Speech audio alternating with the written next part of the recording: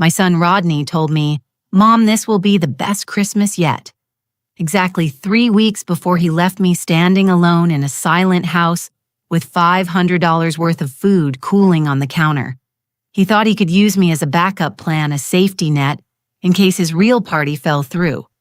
The next day, he stood on my porch expecting to find a broken, lonely widow desperate for his scraps of attention. He thought my age made me weak dependent and too afraid to ever close the door on him. But he didn't know that while he was ignoring my calls to laugh with his friends at a steakhouse, I wasn't crying into my apron, I was replacing him. And when he finally showed up to claim his guilt trip dinner, he realized that the lock on the front door wasn't to keep strangers out. It was to keep his entitlement out. He found out the hard way that a mother's love is unconditional, but her hospitality has an expiration date. Before I tell you exactly how I turned the worst Christmas of my life into the best one, I just want to thank you for listening to an old woman's story. If you believe that self-respect has no age limit and that sometimes family is who you choose, not who you're born with, I'd be so grateful if you'd subscribe and maybe tell me which city you're listening from. Your support tells me I'm not alone. Now let me back up just a little bit and tell you how it happened. It was 2:00 in the afternoon on Christmas Day, the house usually so quiet. I looked over at the wine rack. There, sitting front and center, were 6 bottles of Cabernet Sauvignon. I had paid $48 a bottle for them. I remember standing in the liquor store aisle staring at the price tag, doing the mental math. Nearly $300 just for the wine. My hands had shaken a little as I handed over my debit card. I'm on a fixed income. That money was supposed to be for my car insurance and the heating bill for January, but Rodney had been specific. Amanda's father only drinks Cabernet. Mom, he had told me over the phone 3 weeks ago. And please don't get the cheap stuff with the screw top, he notices. So I didn't get the cheap stuff. I dipped into my emergency savings. I bought the expensive wine. I bought the organic free-range turkey because Amanda says supermarket turkeys are full of hormones. I bought the fresh vanilla beans for the creme brulee instead of the extract. I bought the heavy linen napkins because paper ones are tacky. I wanted today to be perfect. I needed today to be perfect. It started with a phone call in late November. I saw Rodney's name on the caller ID and my heart actually skipped a beat. That's the sad truth of it. When you live alone in a 4-bedroom house that hasn't seen children running through the halls in 20 years, a phone call from your son feels like a lifeline. "Mom," he said, his voice breathless like he was in a rush. "We're in a bind. The contractors aren't going to be finished with the kitchen renovation by Christmas. Amanda is freaking out." I had listened, making sympathetic noises. I knew Amanda wanted that open concept kitchen she saw on TV. "We can't host," Rodney continued. "And Amanda's parents are flying in from Florida. Her sister is coming with the 3 kids. Her brother is bringing his new fiancé. There's nowhere to put everyone." There was a pause. I knew what was coming. And I hated myself for how much I wanted him to ask. "Your house is the only one big enough. Mom, would you mind? It would just be for dinner. We'll handle everything else. You just open the doors." "I'd love to," I said. The words came out too fast. I sounded desperate. "I can cook. I'll make the roast. Or a turkey." "Turkey," Rodney said quickly. "And ham? Amanda's brother doesn't eat poultry. And Mom, it's going to be 16 people total. Can you handle that 16 people? I hadn't cooked for 16 people since my husband Frank was alive. That was 15 years ago. My hands aren't as steady as they used to be. My knees swell up if I stand on the tile floor for too long. But I didn't say any of that." "Of course," I said. "I'll take care of it." "You're a lifesaver," he said. And then the kicker. The promise that made me empty my savings account. "This will be the best Christmas yet. Mom will make it unforgettable. A real family gathering just like the old days. Just like the old days." I held on to that phrase for 3 weeks. I scrubbed this house top to bottom. I didn't hire a cleaner because I needed the money for the food. I got down on my hands and knees, which took me 5 minutes to get back up from, and scrubbed the baseboards in the hallway because Amanda has a way of looking at dust that makes you feel like a failure. I polished the silver forks that had tarnished in the drawer. I washed the guest bathroom curtains. I was auditioning. That's what it felt like. I was auditioning to be valuable to them. I wanted Amanda to walk in and say, "Wow, Muriel, you really outdid yourself." I wanted to prove that just because I was 70 years old and lived alone didn't mean I was useless. I wasn't just some old woman to be visited out of obligation once a year. I was the matriarch. I could still run a household. Now standing in the heat of the kitchen, I wiped sweat from my forehead with the back of my wrist.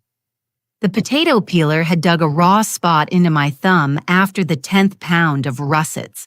16 people meant a lot of mashed potatoes. I walked into the dining room to check the table for the 5th time. It looked magnificent. I had pulled out the good china, the wedding band pattern with the gold rim that I was usually too afraid to use. The crystal glasses sparkled in the afternoon light coming through the sheer curtains. I had folded the napkins into stiff peaks just like they do at restaurants. 16 chairs. I had to bring in the patio chairs and cover them with sheets to make enough seating. It was tight, but it worked. It looked like a banquet. It looked like love. I glanced at the clock on the wall. 2:30. They said they would be here at 4 ura for appetizers. Plenty of time, I whispered to myself. The silence of the house swallowed my voice. I went back to the kitchen and checked the list taped to the fridge. Turkey basting, ham glaze at 3:00, green bean casserole ready to bake. Sweet potatoes needs marshmallows. Salad chop at 3:30 so it doesn't wilt. Rolls warming. I had done it all. I had shopped for 3 days navigating the crowded aisles with my cart overflowing, ignoring the ache in my joints. I had carried 12 heavy bags into the house 2 by 2, taking breaks to sit on the bottom step of the stairs to catch my breath. I remembered the cashier at the grocery store, a young girl with bright pink fingernails. She had scanned the 3rd leg of lamb because Rodney mentioned his father-in-law liked variety and her eyes went wide. Hosting an army, she had joked. My family, I had said, beaming. I couldn't help it. I was proud. My son and his wife and her family, 16 of us. Wow, she said. That's nice. My grandma usually just orders pizza.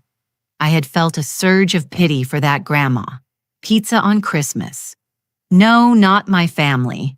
We did it right. I pulled the heavy roasting pan out of the oven to baste the turkey. The steam hit my face hot and savory. The bird was golden brown, the skin crisping perfectly. It was a masterpiece, a $300 masterpiece if you counted the organic herbs and the specialized stuffing ingredients. I carefully poured the drippings over the meat, my wrist trembling slightly under the weight of the ladle. I ignored it. I ignored the fatigue that was making my eyelids heavy. I ignored the fact that I hadn't eaten breakfast or lunch because I was too busy prepping. It didn't matter. In an hour and a half, the driveway would fill up with cars. The doorbell would ring. The silent hallway would be filled with voices and laughter. Rodney would hug me. Amanda might even give me a genuine smile. Her nieces and nephews would run around the yard. I would sit at the head of this table surrounded by family, and I wouldn't be the lonely widow in the big house anymore. I would be the center of it all. I slid the turkey back in and closed the door with a solid thud. Everything was ready. I went upstairs to change into the red velvet dress I had bought specifically for today. It was a little tight around the waist, but it was festive. I put on my pearls. I put on lipstick. I came back down at 3:45. I lit the candles on the table. The room glowed warmly. I poured myself a glass of water. I wouldn't touch the expensive wine until the guests arrived and sat on the stool by the window watching the driveway. The street was empty. A light snow had started to fall, dusting the gray asphalt with white. It was picture perfect for a clock came. The driveway remained empty. Traffic, I said aloud. It was Christmas after all. People drove slowly in the snow. I waited. The grandfather clock in the hallway chimed the quarter hour, then the half hour. My stomach gave a small nervous flutter. Not hunger, something else. I checked my phone. No missed calls, no texts. I looked at the table again. The candles were burning down just a little. The food in the oven was entering that dangerous zone where perfectly cooked starts turning into dry. They're coming. I told the empty room. Rodney promised. I stood up and went to the oven to turn the temperature down to warm. My hand hovered over the dial. I felt cold despite the heat of the kitchen. A sudden irrational thought seized me. What if there was an accident? But no, Rodney was a careful driver. I walked back to the window. The snow was falling harder now. The streetlights flickered on. The world outside was gray and cold, but inside I had created a sanctuary of warmth and food, a feast for 16 people. I just needed the people. 4:15 came and went. I moved away from the window and went back into the kitchen. The silence in the house had changed. Before it was a busy silence full of anticipation. Now it felt heavy. It felt like the air before a thunderstorm. Even though outside, it was just snow falling softly on the empty street. "They're just stuck," I muttered, opening the oven door again. The heat hit me, but it wasn't welcoming anymore. It was worrying. The turkey, my beautiful, expensive turkey, was getting darker. The skin, which had been a perfect golden crisp 30 minutes ago, was starting to look a little too brown. I grabbed a piece of aluminum foil and tented it over the bird, trying to save it. My hands were shaking, not from age, but from a creeping feeling in my gut that I refused to acknowledge. I turned the oven down to 170 degrees, the lowest setting, the warm setting. It's the setting you use when people are 10 minutes late, not when you don't know where they are. I walked into the dining room. The candles were burning down. Wax was starting to pull at the base of the tall, elegant tapers I had bought just for tonight. I blew them out one by one. Puff, puff, puff. The thin trails of gray smoke drifted up toward the chandelier. It felt wrong to leave them burning for an empty room. I told myself I would relight them the second headlights swept across the living room wall. 4:45. I went to the living room and sat on the sofa. I didn't turn on the TV. I didn't want to miss the sound of a car door closing. I sat with my hands folded in my lap, smoothing the velvet fabric of my dress over my knees. The house was making noises I usually ignored. The settling of the floorboards, the hum of the furnace. Every pop and creak made me jerk my head toward the door. My mind started doing that terrible thing mothers do. I started bargaining. Please let it be traffic. Please let it be a flat tire. Please let it be a minor fender bender where no one is hurt. But it takes a long time to exchange insurance information, because if it wasn't an accident, then what was it? I walked back to the kitchen. The mashed potatoes, I had whipped them with heavy cream and butter at 3:30 so they would be fluffy now. They were sitting in the pot on the back burner. I lifted the lid. A thick skin had formed on top. They looked congealed, ruined. I grabbed a wooden spoon and stirred them aggressively, trying to bring the life back into them. My arm hurt. My back throbbed. I added a splash of milk and turned the burner on low, praying they wouldn't scorch on the bottom. 5-0. The sun had set completely. It was pitch black outside. The streetlights cast long, lonely shadows across the snow. I couldn't wait anymore. I picked up my phone. My fingers felt clumsy as I tapped Rodney's name. It rang and rang and rang. "Hey, this is Rodney. Leave a message." His voice was casual, happy. It was a recording from 3 years ago. I waited for the beep. "Rodney, it's Mom. It's 5-0. The turkey as well, it's done. I've got it keeping warm, but I'm worried about the potatoes. Are you all okay? Is the traffic bad? Just give me a quick ring so I know you're safe. Love you." I hung up. I stared at the phone, willing it to light up. Nothing. Maybe he was driving. You shouldn't talk and drive. That made sense. I called Amanda. Her phone didn't even ring. It went straight to voicemail. That meant her phone was off or dead, or she had sent me a voicemail. I didn't leave a message for her. I put the phone down on the granite counter. The counter I had spent 2 hours scrubbing yesterday until it shone and gripped the edge of the sink. 5:30. This wasn't traffic. Even in a blizzard, you call. You text. You say, "Mom, we're running late." I went back to the oven. I pulled the turkey out. It was heavy. So heavy. I set it on the trivet. I lifted the foil. The meat had pulled back from the bone. It looked dry. The juices in the bottom of the pan had evaporated into a dark, sticky sludge. The green bean casserole was mush. The rolls were hard as rocks. The salad in the fridge was limp. I had spent $300 on wine, $500 on food. I had spent 3 days on my feet. I had cleaned the baseboards. And the house was silent.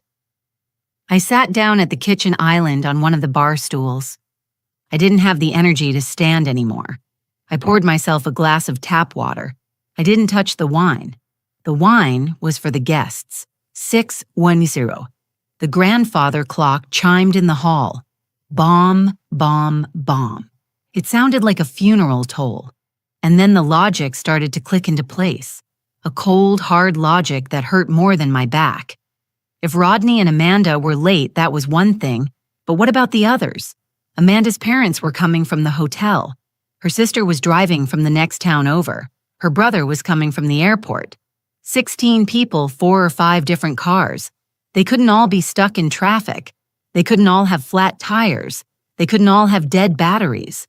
If Amanda's mother was running late, she would have called me. She was a stickler for etiquette. If her brother was lost, he would have called for directions. The silence wasn't an accident. The silence was coordinated. I stood up and walked into the dining room. I looked at the 16 empty chairs. I looked at the folded napkins. I looked at the little place cards I had written out by hand in my best cursive script.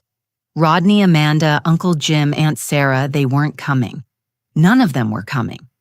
A wave of nausea hit me. I had to grab the back of Rodney's chair to steady myself. It wasn't just that my son was late. It was that he had directed everyone else away. Rodney must have told them. He must have told Amanda's parents, her sister, her brother. He must have told them to go somewhere else.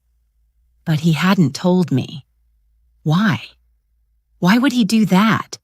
Did he forget? How do you forget the person cooking the dinner? How do you forget the person paying for the dinner? I looked at my reflection in the dark dining room window. An old woman in a red velvet dress, pearls around her neck, lipstick, bleeding slightly into the cracks around her mouth, standing alone in a room set for a party that wasn't happening. I felt foolish. That was the overwhelming emotion. I felt stupid. I had believed him.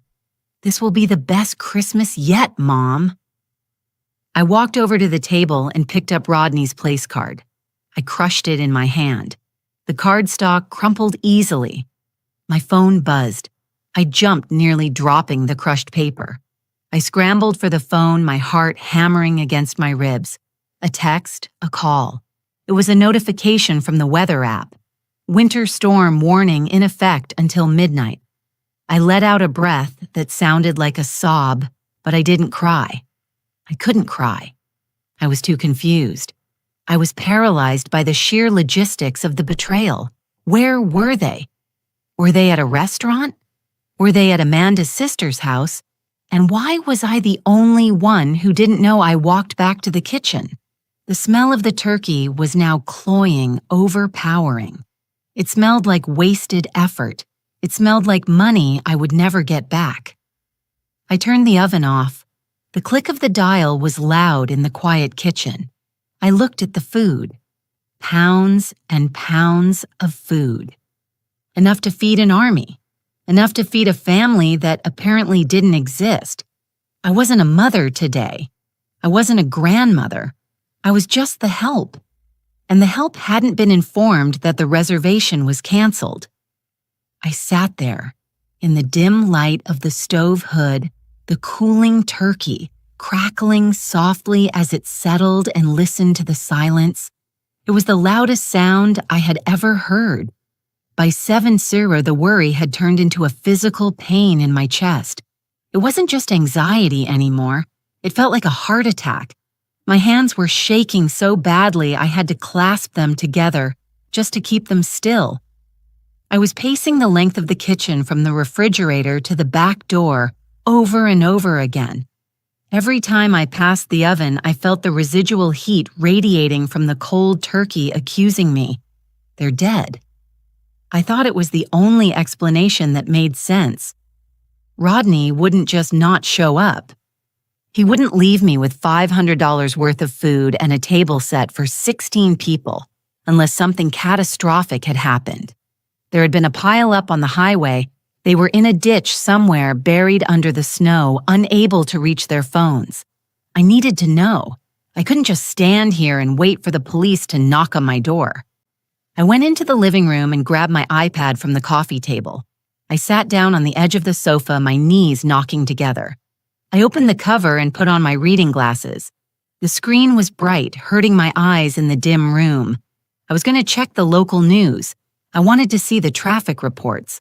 I wanted to see if there were any major accidents reported on I-95, but my finger hovered over the blue Facebook icon. I don't use Facebook much, mostly just to see pictures of my friends' grandchildren or to share a recipe now. But I knew that Amanda's sister Jessica lived on her phone. She posted everything. If they were stuck in traffic, she would have posted a complaint about it. If they were waiting for a tow truck, she would have posted a picture of the flat tire. I tapped the icon. The app loaded slowly, the little circle spinning and spinning. "Please be okay," I whispered. "Please just be stuck in traffic." The feed refreshed, and there it was. It wasn't a traffic report. It wasn't a plea for help. It was a live stream video. The little red live button was blinking in the corner of the post. It had been posted 12 minutes ago by Jessica. The caption read, "Best decision ever to ditch the stuffy family tradition. Hibachi Christmas for the win. No drama fun Christmas sake bombs." My breath hitched in my throat. I stared at the words, trying to make them make sense. Stuffy family tradition. Was that me? Was my home with the wedding china and the hand-polished silver the stuffy tradition? I pressed play. Sound exploded into my quiet living room. It was loud. The clatter of spatulas on a metal grill, the roar of a flame flaring up, and laughter. So much laughter. The camera panned around a large U-shaped table at a Japanese steakhouse. There was Amanda's father, red-faced and laughing, holding up a beer. Not the $48 Cabernet I had bought him a beer. There was Amanda's mother clapping her hands as the chef tossed a shrimp into her mouth. She missed, and everyone cheered. There was Amanda, looking beautiful in a green sequin dress I had never seen before. She was leaning against her sister, holding a cocktail with a little umbrella in it. She looked relaxed. She looked happy. And then the camera swung to the end of the table. There was Rodney, my son, the boy I had raised, the man who had called me 3 weeks ago, begging me to help them out. He was wearing the sweater I gave him last year. He had his arm around Amanda's brother. He was laughing so hard his eyes were crinkled shut. He looked carefree. He didn't look like a man who was worried about his mother sitting alone in a big house. He didn't look like a man who remembered he had a mother. I watched the video loop. I watched it 3 times. I zoomed in on the table. I saw the piles of fried rice. I saw the onion volcano smoking on the grill. I saw the empty sake cups. They weren't in a ditch. They weren't in the hospital. They were at Benihana. They were 20 minutes away at the mall. The iPad slipped from my fingers and landed on the couch cushion with a soft thud. I felt cold, colder than I had ever felt in my life. It wasn't an accident. It was a choice. I closed my eyes and the pieces of the puzzle slammed together sharp and jagged. The vagueness about the arrival time the kitchen renovation excused the request for me to host everyone. I realized exactly what had happened. They had made a reservation at the hibachi place weeks ago, but maybe they weren't sure they could get a table for 16 people on Christmas Day. Maybe they were worried the weather would be too bad to drive to the mall, so they needed a backup plan. I was the backup plan. I was the safety net. If the restaurant canceled, or if the roads were bad, or if they just didn't feel like going out, they could always come to Mom's. Mom would have food. Mom would be waiting. Mom is always waiting. But the reservation held. The roads were fine. And they decided they would rather watch a chef flip an egg than sit at my dining table and make conversation with me. And the worst part, the part that made a rise in my throat, they didn't even have the decency to cancel. They just didn't show up. They let me cook. They let me clean. They let me buy the wine. They let me wait because if they had told me I might have gotten angry, I might have made them feel guilty, and they didn't want guilt. They wanted #no drama. I looked at the hashtag again. No drama. That's what I was to them. Drama, stuffy, and obligation. I stood up. My knees didn't hurt anymore. The adrenaline of fear had been replaced by something much hotter, much sharper. I walked into the dining room. I looked at the table I had set with such love. I looked at the centerpiece I had made with fresh pine branches and cranberries. I picked up the bottle of expensive Cabernet that was sitting on the sideboard. I looked at the label reserve. He notices Rodney had said no, he didn't. He didn't notice anything. He didn't notice that his mother was a human being with feelings. He didn't notice that I had spent my heating bill money on this wine. He didn't notice that I was a person. To him, I was just an appliance that you turn on when you need it and ignore when you don't. I felt a tear slide down my cheek, but I wiped it away angrily. I wasn't going to cry for them, not anymore. I walked over to the window and looked out at the dark street. The snow had stopped. The world was silent, but inside me the silence was gone. I thought about the video again. I thought about the caption, "Best decision ever." They thought they had gotten away with it. They thought I was just a sweet, confused old lady who would be waiting by the phone worried sick. They probably thought they could call me tomorrow with some lie about a car breakdown or a sudden illness, and I would forgive them because that's what mothers do. We forgive. We absorb the pain, so our children don't have to feel the guilt. But looking at that empty table, looking at the congealed potatoes and the dry turkey, I realized something. I was done absorbing the pain. I wasn't sad anymore. I was furious. And more than that, I was awake. For years, I had been asleep dreaming of a family that loved me as much as I loved them. That video woke me up. I looked at the food. 16 servings of gourmet food. Well, I said aloud, my voice startlingly loud in the empty room.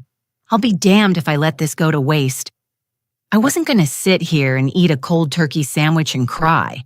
I wasn't going to let them win. They wanted a fun Christmas. Fine. They could have their onion volcano. I was going to have a Christmas they would never forget. I turned away from the window and marched back into the kitchen. I grabbed my iPad again, but this time I wasn't looking for traffic reports. I was looking for the local community group. I had a plan, and it didn't involve saving leftovers for ungrateful children. I'm shaking just telling you this part. If you have ever felt invisible after doing everything for your family, please subscribe. It tells me I'm not just a ghost in my own home.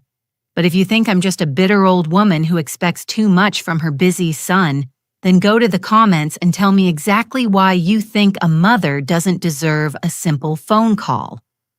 I stood in the center of my kitchen, the iPad clutched in my hand like a shield. The video of Rodney and Amanda laughing at the hibachi grill was still paused on the screen, but I wasn't looking at it anymore. I was looking at the turkey. It was sitting there on the cooling rack, majestic and golden. The skin was perfectly crisp.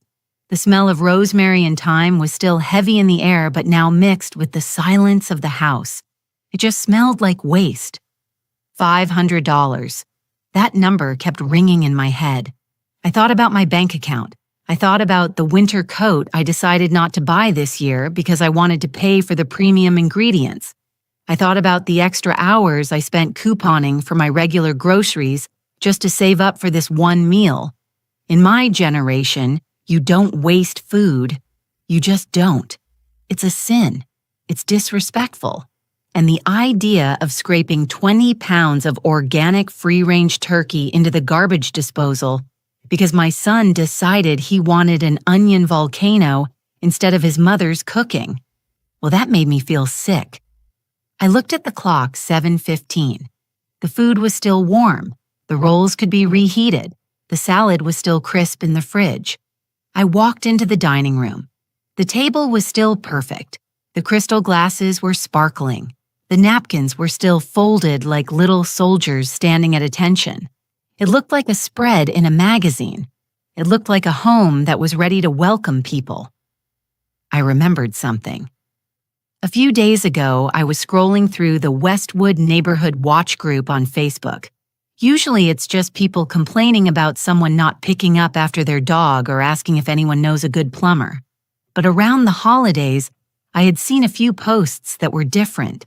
There was one from an older gentleman down the street, Mr. Henderson. He had asked if any restaurants were open on Christmas Day because he didn't feel like cooking for one. There was another from a young woman asking if there were any food pantries open because her hours had been cut at work. At the time, I had scrolled past them.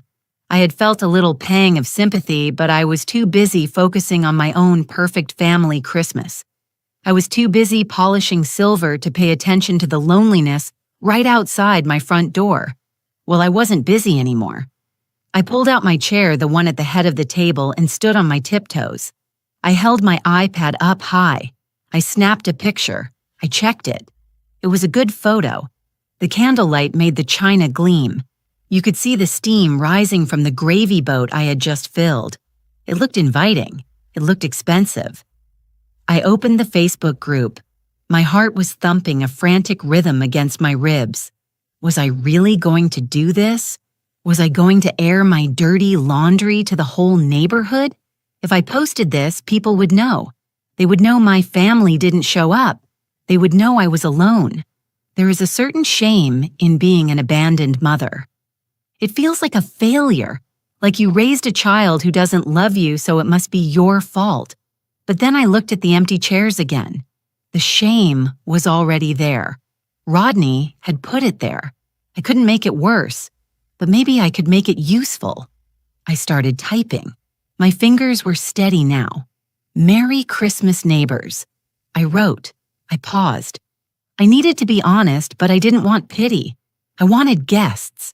My large family gathering was canceled at the last minute due to unforeseen circumstances. I currently have a full Christmas dinner. Turkey, ham, mashed potatoes, the works hot and ready for 16 people. It would break my heart to see this go to waste. I took a breath. This was the hard part. If you are alone tonight, if your plans fell through, or if you are just hungry and don't want to cook, please come over. My door is open. No questions asked. Just good food and a warm house. 42 Oak Creek Lane. Please help me eat this turkey. I hit post. The little blue bar zipped across the screen. Posted. I stared at the screen. Now came the fear. What if nobody came? What if I sat here for another hour, and the only thing that happened was people reacting with sad emojis? What if being rejected by strangers hurt more than being rejected by my son? I imagine the neighbors seeing it and whispering, "Look at poor Muriel. Her son finally dumped her. Now she's begging for company." I almost deleted it. My finger hovered over the 3 little dots in the corner, but then a notification popped up. Ping.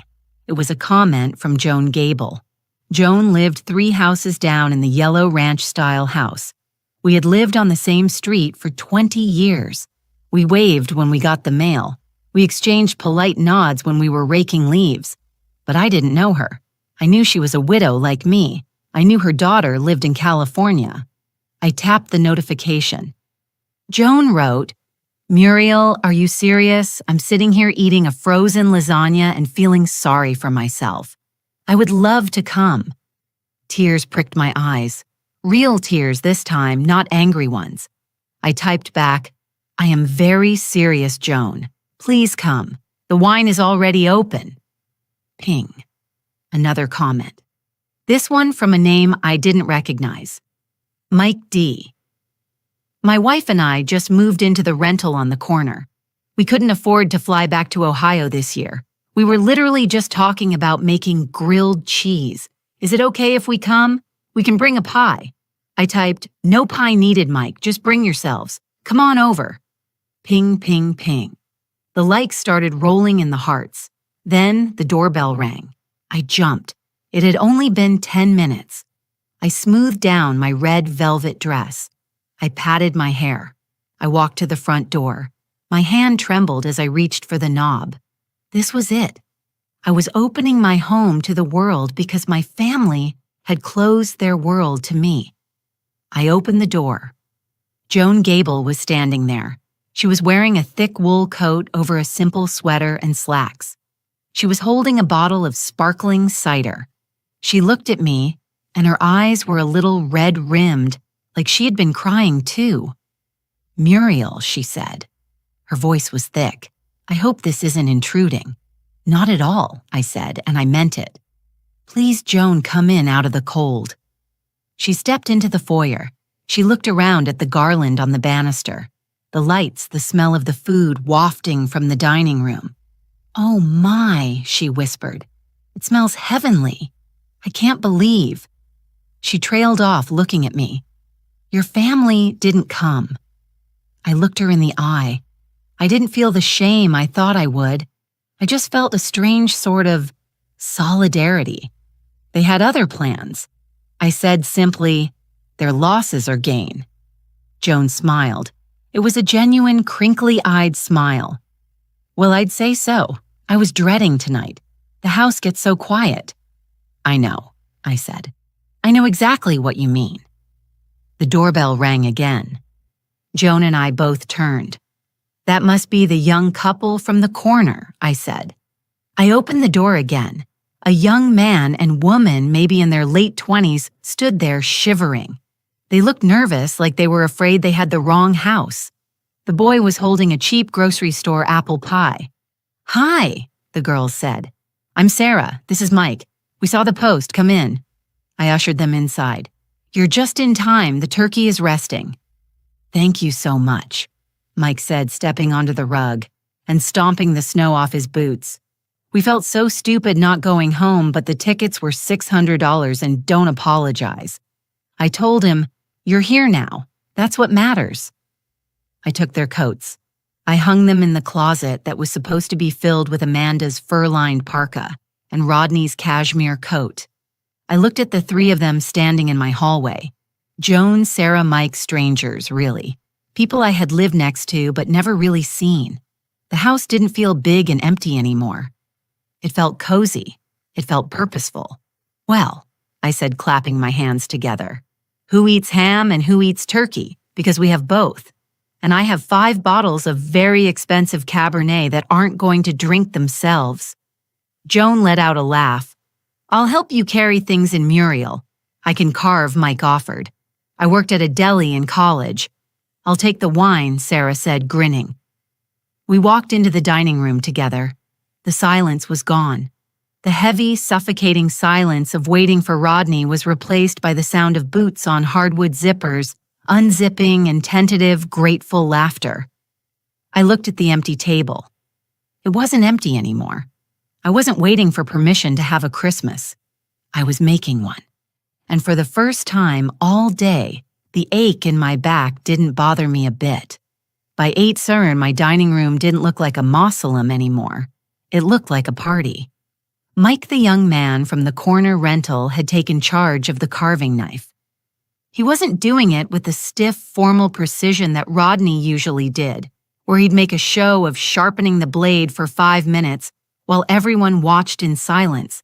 Mike was just hacking away happily, piling thick, steaming slices of white meat onto the platter.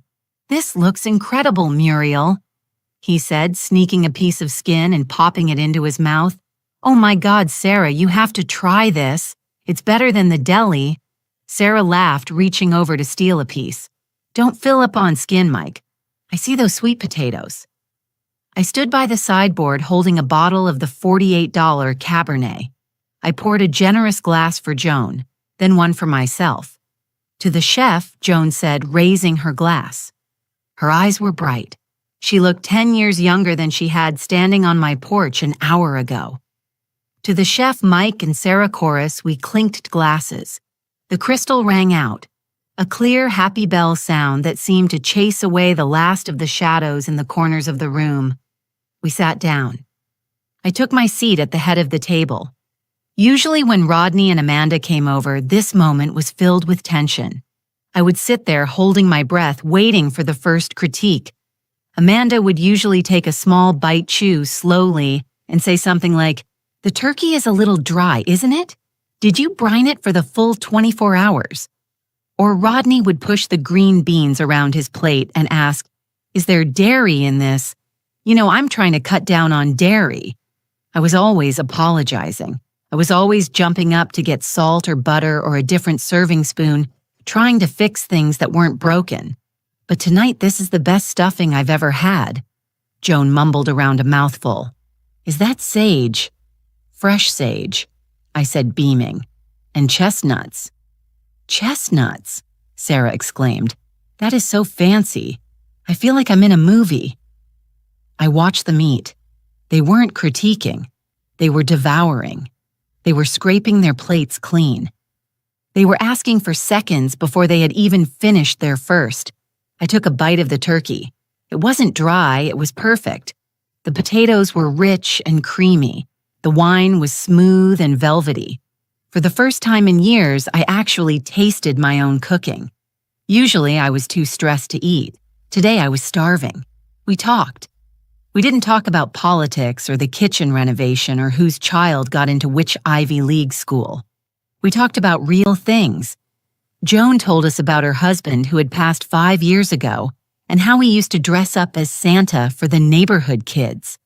I remembered seeing him years ago. I hadn't known that was him. Mike and Sarah told us about their wedding, which they had done at a courthouse, because they were saving for a house.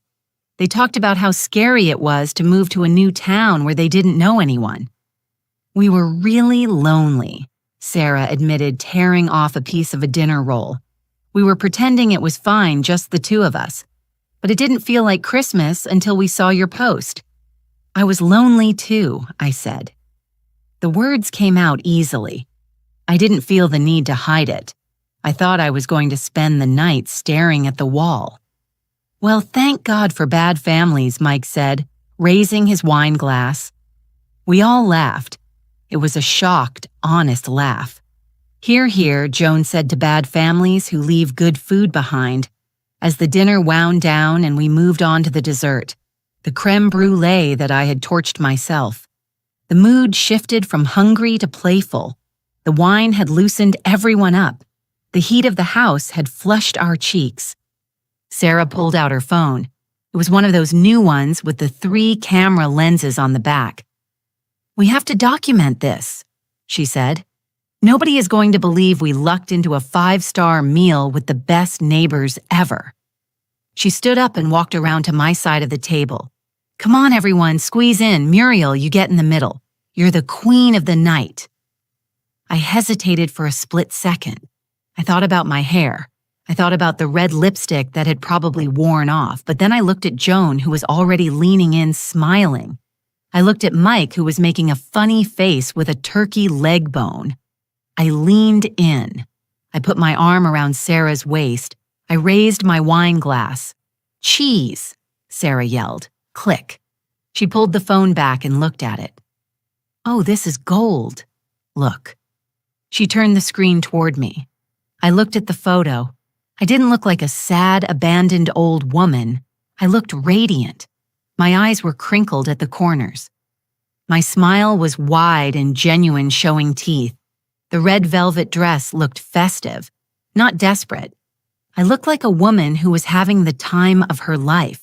In the background, you could see the empty wine bottles, the ravaged turkey carcass, the chaotic joy of a real feast. "Send that to me," I said. My voice was steady airdropping it now, Sarah said. My phone pinged on the table. I opened the photo. I stared at it, and then a thought crystallized in my mind. It was sharp and cold and delicious. Rodney and Amanda were probably still at the Japanese steakhouse, or maybe they were driving home feeling smug about their drama-free night. They probably assumed I was sitting in the dark crying. They probably thought they held all the cards. I opened Facebook. I didn't navigate to the private neighborhood group this time. I went to my main wall, the public one, the one where Rodney was tagged, the one where Amanda's mother was friends with me, the one where all the relatives who had been diverted to the restaurant would see. I uploaded the photo. I needed a caption. I didn't want to be passive-aggressive. I didn't want to write, "Wish my son was here." That sounds pathetic. That sounds like begging. I wanted them to know that I didn't need them. I typed slowly, my finger hitting the keys with purpose. "Christmas isn't about blood," I wrote. I paused. I took a sip of wine. "It's about love. So grateful for my real family tonight. The house is full, the hearts are full, and the wine is flowing." I looked at the faces of the strangers around my table. Best Christmas ever. I hit post. I felt a rush of adrenaline that was better than any drug. It was the feeling of cutting a cord. I put the phone face down on the table. "Everything okay?" Joan asked, touching my arm gently. I looked at her. I smiled, and this time it reached all the way to my soul. "Better than okay," I said. "Now who wants coffee? I have the good stuff." "I'll help you brew it," Joan said, standing up. "I'm on dish duty," Mike announced, grabbing a stack of plates. "No, Muriel, sit down. You cooked. You don't clean. That's the rule." "I like that rule," I said. I sat back in my chair at the head of the table. I listened to the clatter of plates being carried to the kitchen. I listened to Sarah laughing at something Mike said. My phone buzzed against the wood of the table. I didn't look at it. It buzzed again and again. A rapid-fire succession of notifications. I knew who it was. I knew exactly who it was. It was the sound of regret. It was the sound of panic. I took another sip of my wine and let it buzz. I had guests to entertain, and for the first time in 20 years, I wasn't just a mother waiting for her son to come home. I was Muriel, and I was having a party. It felt so good to finally choose my own happiness. If you're proud of me for opening my door to strangers, please hit subscribe to join my table. But if you think I was wrong, if you think I should have saved that food for the son who abandoned me, then tell me in the comments. I want to know why you think his comfort matters more than my dignity. The kitchen was filled with the smell of brewing coffee and the rich burnt sugar scent of the creme brulee I had just pulled from the counter. It was 9 hours. Usually, by this time on Christmas, I would be exhausted. I would be standing at the sink scrubbing roasting pans while Amanda sat in the living room checking her emails and Rodney watched football. I would be aching for the day to be over so I could finally sit down. But tonight I was energized. I was leaning against the counter holding a saucer while Mike loaded the dishwasher. He insisted. He said he had a system for loading plates that defied the laws of physics, and I was happy to let him prove it. Sarah was choosing a song on her phone to play through the little Bluetooth speaker she had brought in from her bag. Joan was cutting slices of the pecan pie she had found in the freezer, a backup pie I always kept just in case. We were laughing about something Mike had said, a joke about his first attempt at cooking a turkey where he forgot to take the plastic bag of giblets out of the cavity. Then the phone rang. It wasn't a text vibration this time.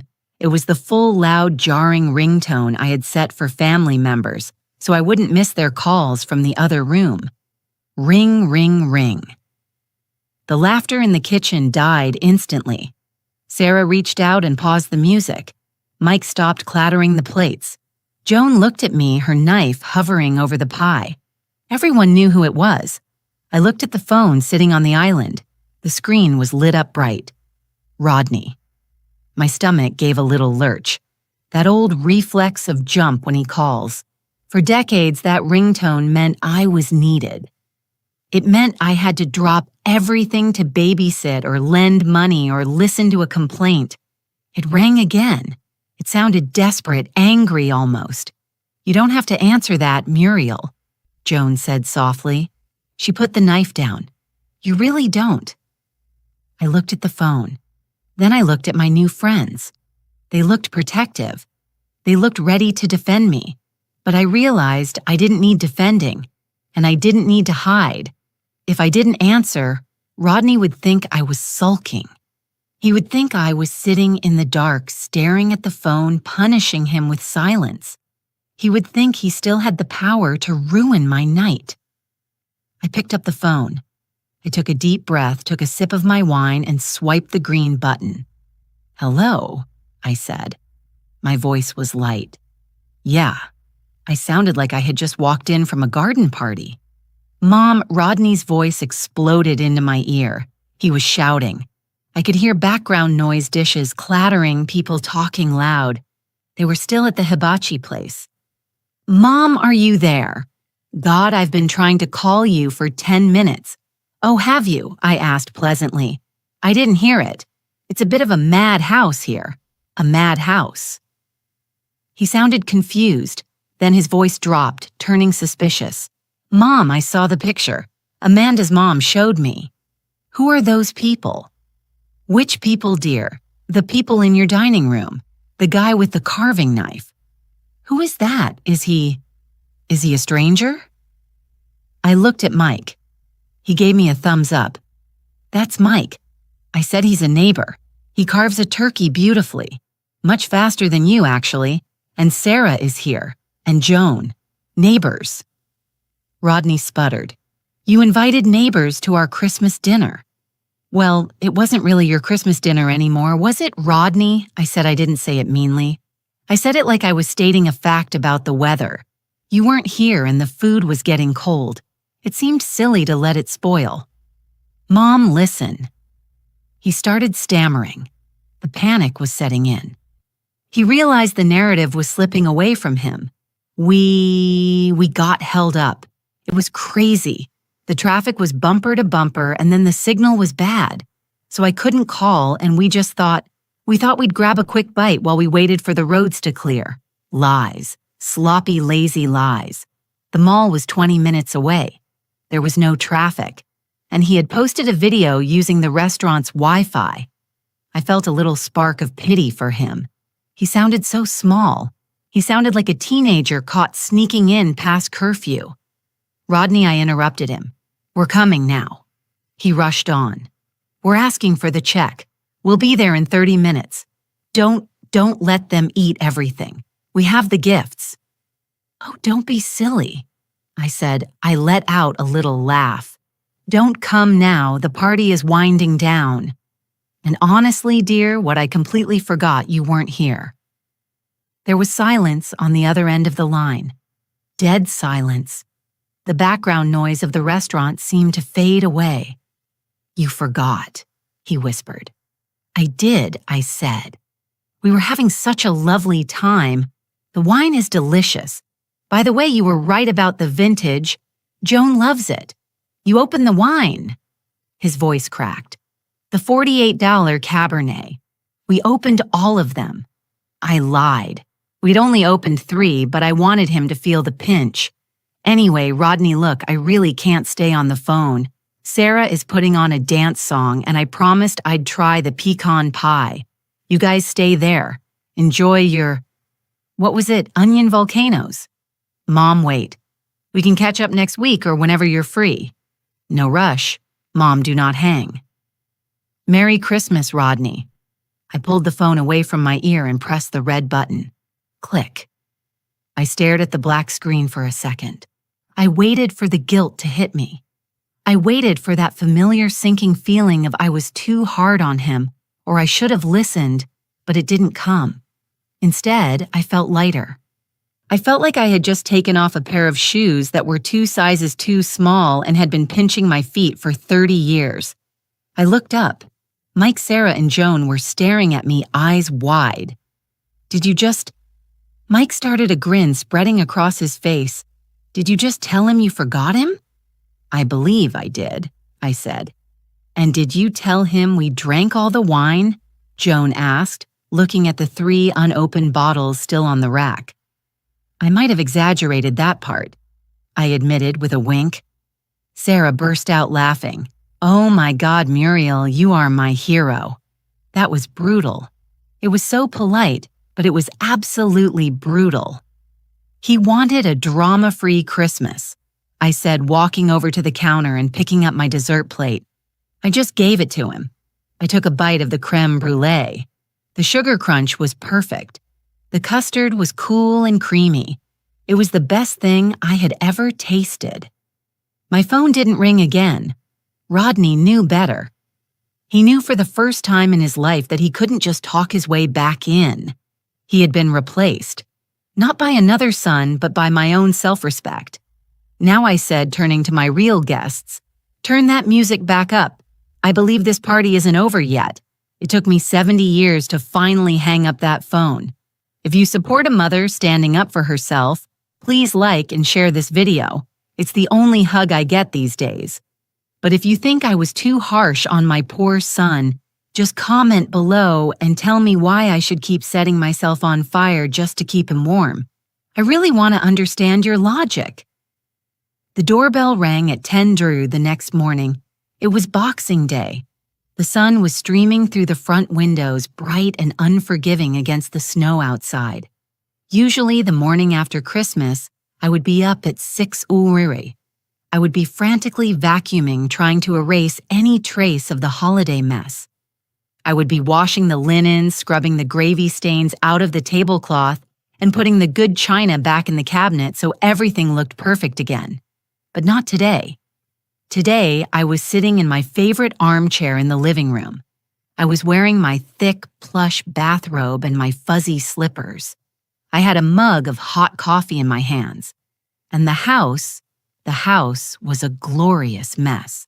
There were wine glasses still sitting on the coffee table, stained with the red dregs of the Cabernet. There were plates stacked loosely on the sideboard with crumbs of pecan pie still on them. There was wrapping paper, the cheap, shiny kind Mike had used to wrap a funny gag gift he found in his car for me, crumpled on the rug. It looked like people lived here. It looked like people had fun here. The doorbell rang again, longer this time. Impatient, I didn't jump. I took a slow sip of my coffee. I savored the bitterness. Then I set the mug down and stood up. I didn't rush to fix my hair. I didn't check my lipstick in the mirror.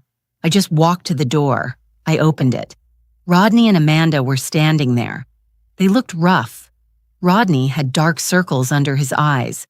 He was wearing the same sweater he had on in the video, but it looked rumpled now. Amanda was holding a stack of perfectly wrapped gifts, her face tight and pinched.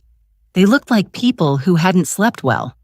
"Good mom," Rodney said, letting out a breath, like he had been holding it since yesterday. "Hi." He stepped forward to hug me. Usually, I would melt.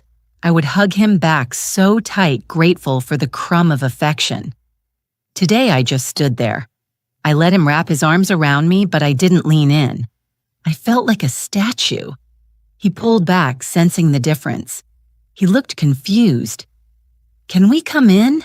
Amanda asked. Her voice was sharp, scanning the hallway behind me. "I suppose," I said, "but keep your shoes on. The floor is sticky from the champagne." There hadn't been champagne, but they didn't know that. I walked back into the living room and sat down in my chair. I didn't offer them coffee. I didn't offer to take their coats. I just watched them. They walked in and stopped dead. They were looking at the wine glasses. They were looking at the extra chairs still pulled up around the dining table. They were looking at the life that had happened without them. "Wow," Rodney said, looking at the empty bottles on the sideboard. You guys really went for it." "We did," I said calmly. "Who were they?" Amanda asked. She wasn't looking at me. She was looking at the expensive china on the table, probably checking for chips. "Rodney said you invited strangers, not strangers." I corrected her. "Neighbors, friends, people who were hungry." Rodney cleared his throat. He sat down on the edge of the sofa, looking uncomfortable. He was holding a gift bag. It was small, generic, probably a candle or a scarf they picked up at the gift shop on the way over. "Mom, look." He started about yesterday. "We feel terrible. We really do. It was just things got chaotic and we made a bad call. We didn't mean to hurt you." "I know," I said. He blinked. "You do, yes," I said. "You didn't mean to hurt me. You just didn't care if you did. There's a difference." Rodney flinched like I had slapped him. "That's not fair." "It's perfectly fair," I said. "But honestly, Rodney, you don't need to apologize." "I don't. No, you actually did me a huge favor." Amanda looked at Rodney, then back at me. "A favor." I smiled. It was a real smile, not a polite one. "Yes, I realized something yesterday while I was eating that turkey with Joan and Mike. I realized I hate cooking for 16 people." What? Rodney laughed nervously. "Mom, you love hosting. You always say it's your favorite time of year." I said that because I thought it was the only way to get you to visit. I said, the truth hung in the air, simple and heavy. I spent 3 days on my feet. I spent $500. I made myself sick with stress trying to make everything perfect for a family that would rather go to a mall hibachi grill. "Mom, it wasn't like that." Rodney started. "It was exactly like that." I cut him off. "And that's okay. Really, because now I know you don't want the big traditional dinner. You want easy. You want hashtag no drama." I used the hashtag. I saw Amanda's eyes widen. She knew I had seen the post, so I continued. "I'm retiring." "Retiring?" Rodney asked. "From what?" "From hosting." I said, "I won't be doing Christmas dinner next year or Easter or Thanksgiving." The room went silent. I could hear the refrigerator humming, but Rodney stammered, "But where will we go?" "Amanda's parents, they expect the home-cooked meal." "Then Amanda can cook it," I said pleasantly. Amanda's jaw actually dropped. "I can't cook a turkey Muriel. Our kitchen is too small." "Then you can go to Benihana," I said.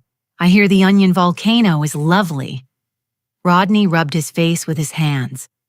"Mom, you're just being emotional. You're angry. We get it.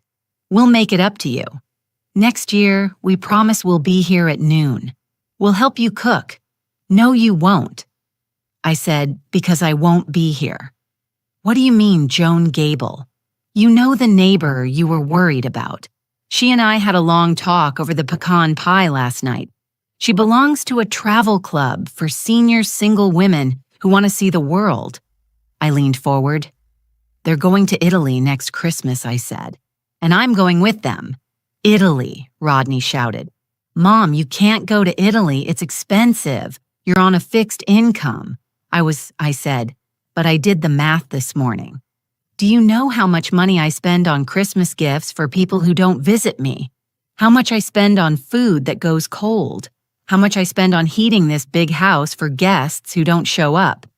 I took a sip of my coffee. "If I stop doing all that, I can afford Italy just fine."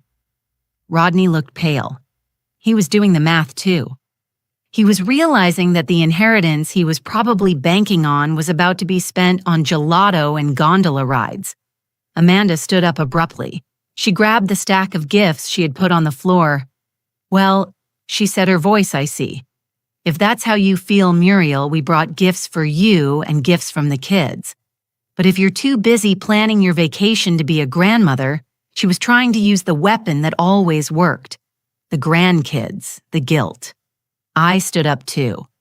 I tightened the belt of my robe. "Leave the gifts on the table," I said. "I'll open them later." "You're not even going to open them with us?" Rodney asked, sounding heartbroken. "Mom, it's Christmas." I looked at the clock on the wall. 10:30. I'd love to, Rodney, but I can't. I have plans. Plans, he asked. With who? With the girls, I said. Joan, Sarah, and a few others from the neighborhood. We're meeting for brunch at the diner in town at 11. Bottomless mimosas. I have to go get dressed. I walked toward the hallway. I didn't look back. You'll have to show yourselves out. I called over my shoulder. And please lock the door behind you. I don't want anyone stealing the leftovers. I walked up the stairs. My legs felt strong. My heart felt light. I heard the front door open. I heard Amanda mutter something that sounded like, unbelievable. I heard the door close with a heavy thud. I stood on the landing and listened. The house was quiet again, but this time it wasn't the silence of abandonment. It was the silence of peace. It was the silence of a space that was finally, truly mine. I went into my bedroom and opened the closet. I pushed aside the gray wool slacks I usually wore to church. I reached into the back and pulled out a bright blue scarf I hadn't worn in years. I looked in the mirror. I looked old, yes, but I didn't look tired. Italy. I whispered to my reflection. It sounded like a promise. And this time, it was a promise I intended to keep. I stood at the bedroom window and watched them leave. Rodney's car, a big shiny SUV that always looked too clean for winter, backed out of my driveway. He hesitated for a second. At the end of the drive, the brake lights glowing red against the snow. I wondered if he was looking back at the house. I wondered if he was waiting for me to run out onto the porch, waving my arms, begging him to come back and eat a turkey sandwich. In the past, I would have stood in the doorway until his car disappeared around the corner, my heart aching with the silence he left behind. I would have spent the next week dissecting every word we said, wondering if I had been too needy or too quiet. But today, I just watched. The car turned onto the street and drove away. I let out a breath. I felt like I had been holding for 20 years. The house was quiet again, but it was a different kind of quiet. Yesterday, the silence felt heavy like a blanket of lead pressing down on my chest. It felt like rejection. Today, the silence felt like space. It felt like room to breathe. I walked downstairs. The belt of my bathrobe was tied tight, holding me together. I went into the dining room. The morning sun was hitting the table, illuminating the mess we had made. There was the empty bottle of Cabernet, the first one we drank. There was the stain on the tablecloth where Mike had laughed a little too hard and spilled a drop. There was the pile of gifts Rodney and Amanda had left on the corner of the table. I walked over to the gifts. I picked one up. It was heavy. It was wrapped in gold paper with a generic tag that said to Mom. I didn't open it. I knew what it was. It was probably a bread maker or a robotic vacuum. Something for the house. Something to help me serve. Something to help me clean. I put it back down. I didn't need a bread maker.